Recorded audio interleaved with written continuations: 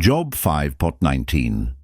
He shall deliver thee in 6 troubles, yea, in 7 there shall no evil touch thee. Job 5:20.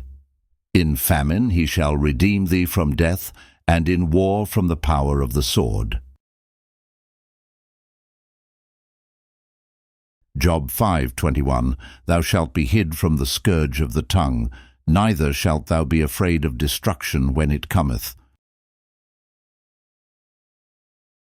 Job 5:22.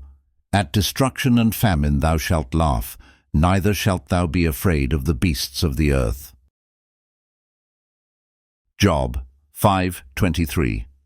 For thou shalt be in league with the stones of the field, and the beasts of the field shall be at peace with thee. Job 5:24.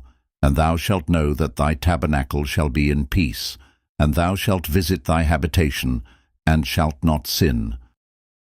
Job 5:25. Thou shalt know also that thy seed shall be great, and thine offspring as the grass of the earth. Job 5:26. Thou shalt come to thy grave in a full age, like as a shock of corn cometh in his season. Have a blessed day, Reverend Essie.